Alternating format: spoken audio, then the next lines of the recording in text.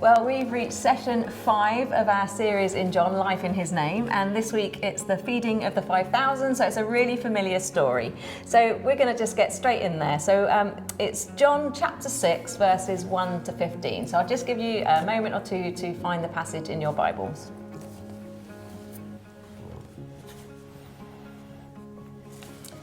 Okay, so John chapter 6, verses 1 to 15. Sometime after this, Jesus crossed to the far shore of the Sea of Galilee, that is the Sea of Tiberias, and a great crowd of people followed him because they saw the signs he had performed by healing the sick. Then Jesus went up on a mountainside and sat down with his disciples. The Jewish Passover festival was near. When Jesus looked up and saw a great crowd coming towards him, he said to Philip, "Where shall we buy bread for these people to eat?" He asked this only to test him, for he already had in mind what he was going to do. Philip answered him, "It would take more than half a year's wages to buy enough bread for each one to have a bite." Another of his disciples, Andrew, Simon Peter's brother, spoke up. "Here's a boy with 4 small barley loaves and 2 small fish, but how far will they go among so many?" Jesus said, "Have the people sit down." There was plenty of grass in that place, and they sat down. About 5,000 men were there. Jesus then took the loaves, gave thanks, and distributed to those who were seated as much as they wanted. He did the same with the fish. When they had all had enough to eat, he said to his disciples, "Gather the pieces that are left over. Let nothing be wasted." So they gathered them and filled 12 baskets with the pieces of the 5 barley loaves left over by those who had eaten.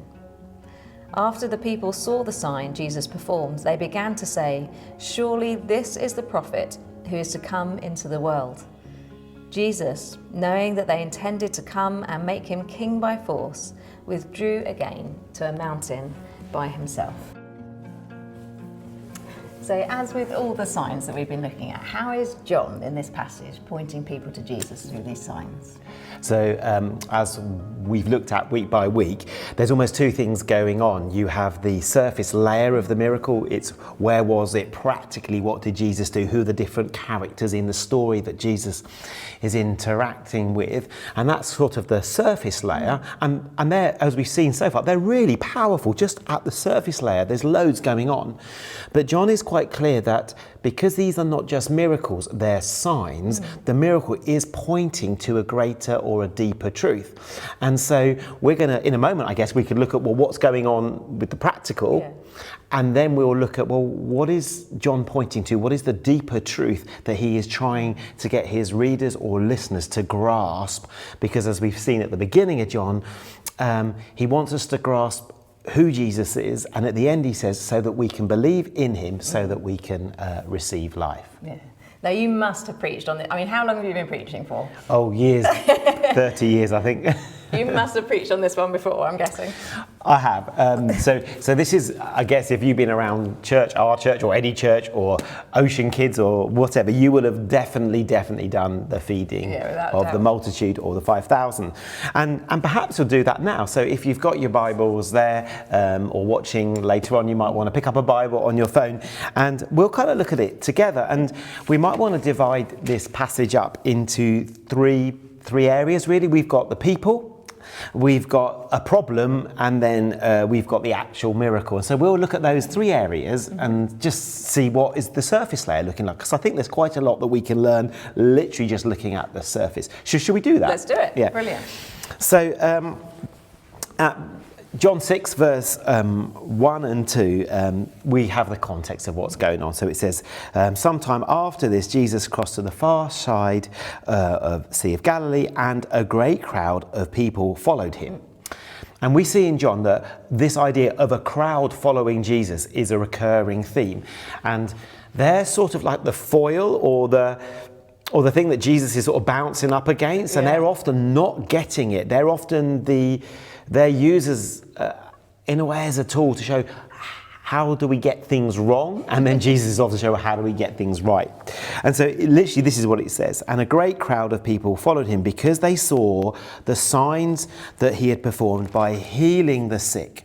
And so Jesus, or John, is saying that these people are following Jesus because of the very practical miracles that Jesus is performing. So at this stage, they're following him because they've seen the healings that he's done. And perhaps, and we've seen in some of the other encounters up to this point, some of the people following him will be in utter desperation.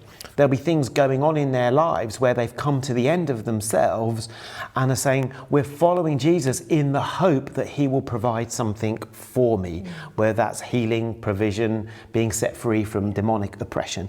There's a hope or a longing to meet with Jesus and receive something from him. And so there's a huge crowd. And that brings us to the problem. So Jesus is aware. He's gone up to a hillside, a mountainside, and in front of him now there are thousands of people. We know that there was at least 5,000. And again, when I've preached this in the past, I'll say, well, there was 5,000. Often it was only the men that were counted. So we'll have women and children, and we know at least there was one child at least. Very true.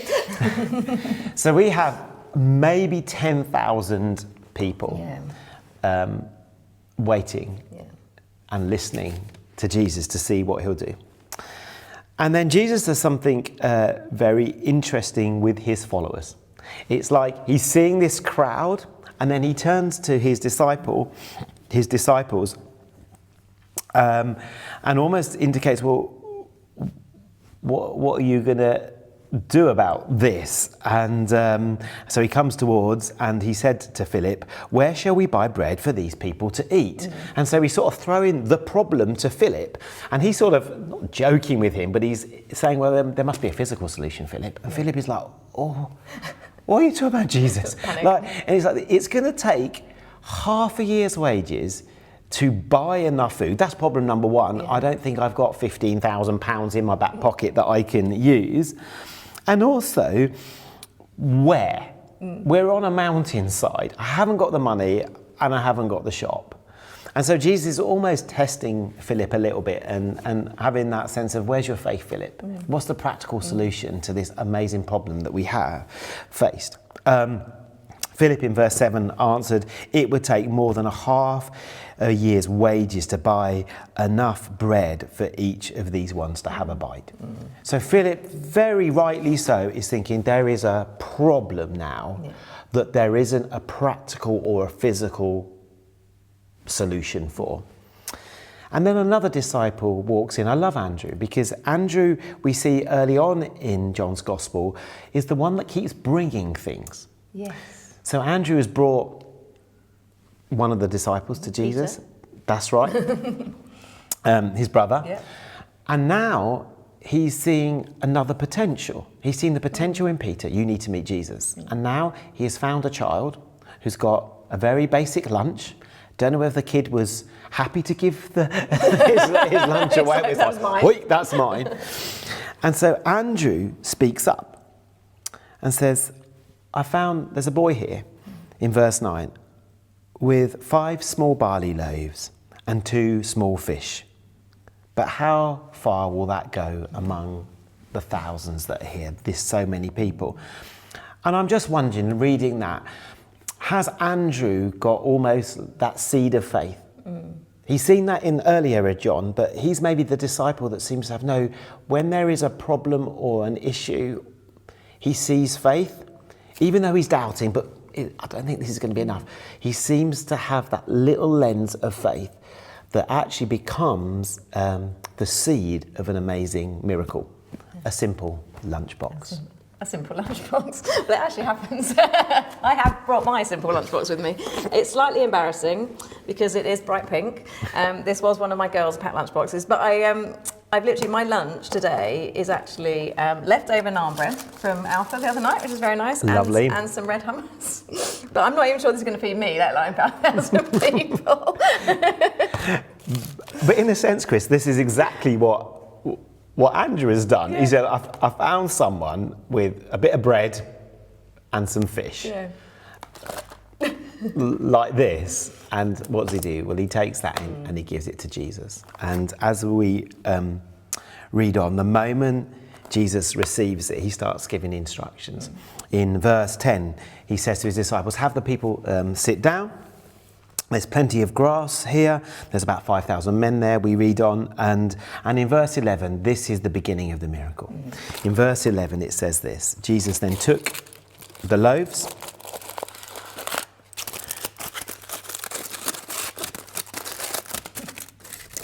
Is this all right? This is fine.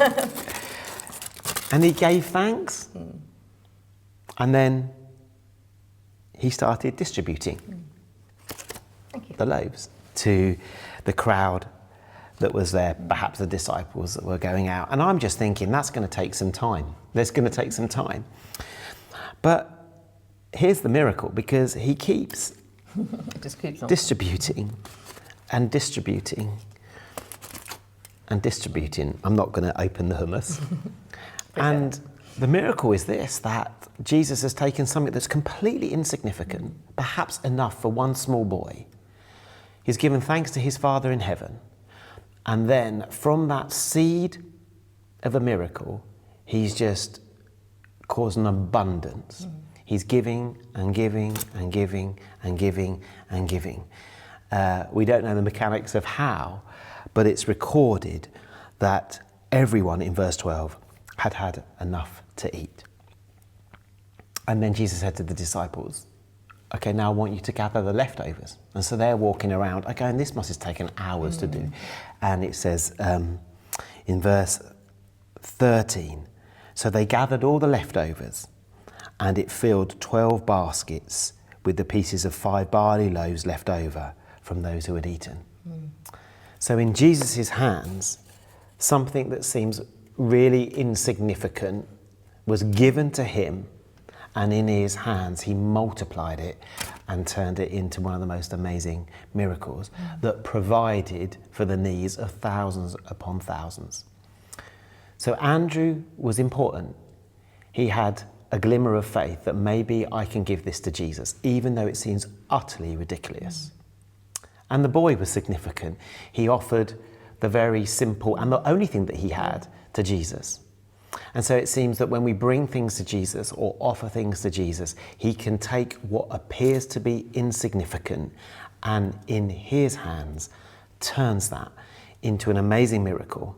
And as we read further, we see that it wasn't just enough, it was more than enough. There was an abundance to God's provision. And so when I've spoken this in the past, in one sense, we could finish there. Because just the surface miracle itself is an encouragement to us as Christians to bring the very thing, the only things that we have. Maybe what may say, Jesus, this is not a lot at all, but I will give it to you. Yeah. Would you use my talents, my time, my gifts, my abilities, my experiences, maybe my trauma, my hurts, my hopes. Can I just give you them? And then in the hands of Jesus, he can transform them and work a miracle. Even the insignificant in the hands of Jesus can bring about a miracle.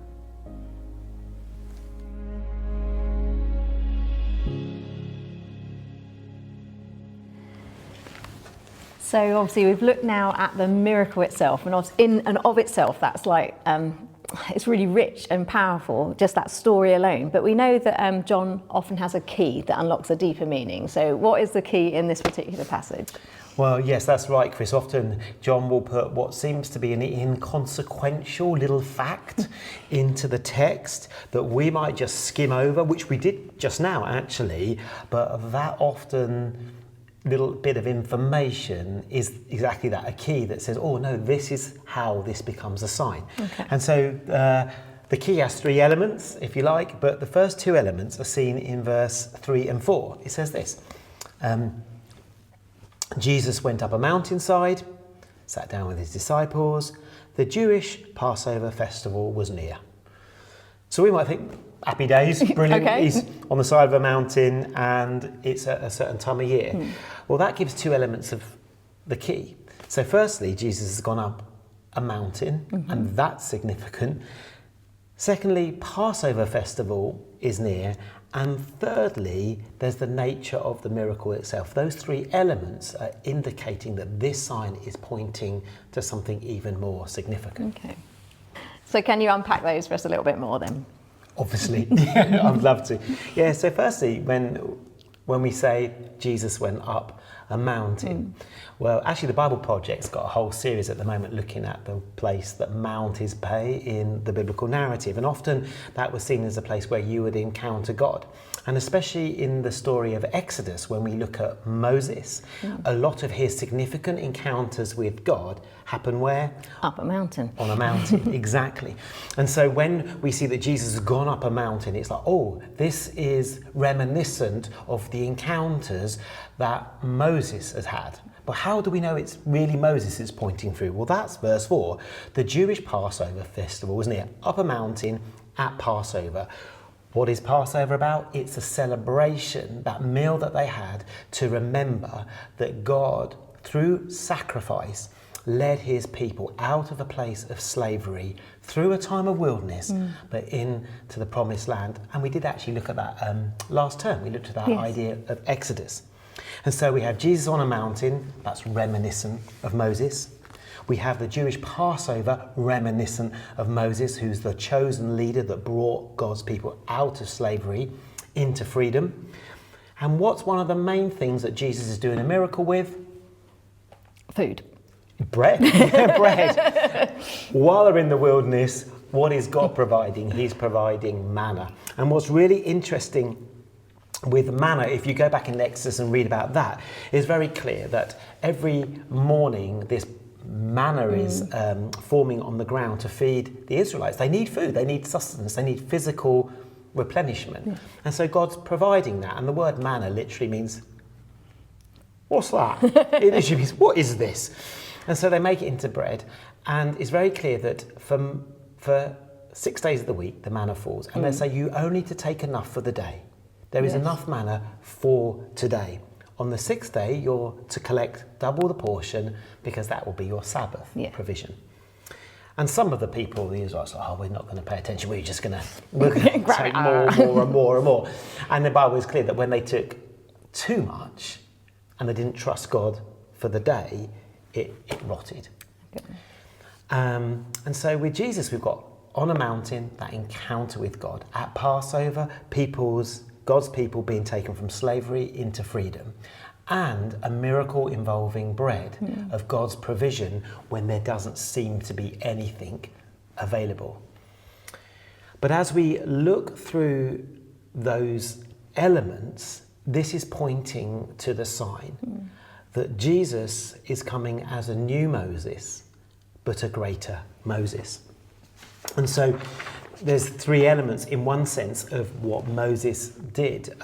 Moses was the person that led God's people out of slavery into freedom. And Jesus is a greater Moses. He doesn't just lead them into a physical freedom from slavery. He brings them spiritual freedom from everything that may be enslaving or holding or controlling them.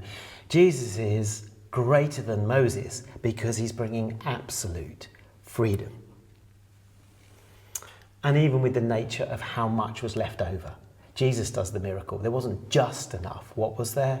Yeah, it was masses. Masses left over. And it's like, no, you had a little bit of manna in the desert. Enough, but I'm coming with abundance. And so the second thing that Moses, in a way, led them to the point of the promised land, that place where they could dwell in the very promises of God. Jesus is a greater. He's not just a physical location, but Jesus is bringing us to the very heart and relationship of God. And he says that later on in John, actually, in him is found life in all its fullness. And lastly, Moses was also on a mountain, was given the law. Yeah. And for the Old Testament, that was to define how they were going to relate to God. This law was in a way encompassed, these are the ways that you're going to relate to the living God. And last week we looked at how Jesus is over the law. He's fulfilled the law. He's in a way greater than the law. And Jesus is a better Moses. He doesn't just bring a law, he fulfills the law so that we can enter a new way of a relationship with God, not based on my achievements or my abilities to keep a set of rules, but based on the very gift of God, that sacrifice that Jesus made for us so that we could step into new freedom, new promises, new life and experience the grace and mercy of a new relationship with God. And so this miracle that seems to be about food is actually about Jesus being greater than the historic leader of Moses. Through him we encounter God, experience freedom, live under the promises and receive grace, mercy and forgiveness. That's incredible. It also reminds me a little bit, actually, when you think about back to the Hebrews things, it's that Jesus is greater, Jesus is greater, Jesus is greater. It's brilliant. Okay, but what then does that mean for us today, then, in our daily lives? So in one sense, there's three elements to what it might mean. We might want to just receive this as the surface. So in a way, what is it that I need to bring to God to work a miracle? And that may be what we're taking home today. It might be just that sense of, wow, that's who you are, Jesus, to be able to sit under those promises of Jesus is a greater Moses and just allow some of those truths to rest on us. Or we might want to go back to the crowd, because at the beginning I said there's always this crowd that appears, and the crowd is almost, am I one of the crowd? Okay. So what did the crowd do? Well, they followed Jesus first, because in a way they're like, oh, what miracle is he going to do? What miracle is he going to do? And so they were waiting to be religiously entertained. Yeah. So perhaps we're part of a faith community. Maybe we just, God, I want to see what you're going to do next. Then they wanted to be fed. And so maybe we come to, yeah, Jesus, I want to be fed. I want my physical needs to be met, or even in one sense, spiritual needs. I just want to be fed. And later on, Jesus actually challenges that sense of you just want food. Yeah. And then, what does it say at the end of this passage? It says, Jesus, knowing that they intended to come and make him king by force, he withdrew again up the mountain. So in one sense, they'd misunderstood, oh, I'm just going to be entertained. They'd misunderstood, oh, it's just about physical food. And then they misunderstood, oh no, we can grab hold of this guy and he now can bring us political freedom. And Jesus rejected actually all three of those and ended up withdrawing, because what their crowd are doing and have done in previous encounters with Jesus, they've tried to fashion Jesus to meet their needs as opposed to surrendering to Jesus as Lord. And so perhaps the challenge for me would be, how can I not fashion Jesus to meet what I want him to do in my life, but to begin with that place of surrender. Jesus is Lord. How can I surrender my life to him? And I think one of the books that we've been helping to do the research with this, a guy called Josh Moody, has summarised that in a fantastic little quote. So Chris, maybe you want to read that. Yeah, so this is also in the handout that's available on the website. So he says, Jesus realises that they have gone from viewing him as an all-in-one free healthcare solution to an aggressive military ruler about to throw out the Romans and re-establish the Davidic kingdom. From one extreme to another, and that's in verse 15. Seeing they are about to come and make him king by force, he withdraws again to the mountain. Yeah. So in one sense, the crowd's conclusion of who Jesus is was too small. They hadn't grasped what Jesus had actually come to do and who he was in the midst of them. And that brings us back actually to the prologue. And I want to end this talk as we reflect on how have I fashioned Jesus? And this is what he came to do. So this is in the prologue, and it's John 1, verse 12. And this is what John says about Jesus. To all who did receive him, to those who believed in his name, he gave the right to become children of God. Jesus has come for all who would believe in him, not simply offering health or political freedom or free food, but the invitation to become children of God. So perhaps in this moment you want to pause and just turn that into prayer. Maybe come back to Jesus and say, Jesus, may I not fashion you as to how I want you, but may I surrender to you afresh.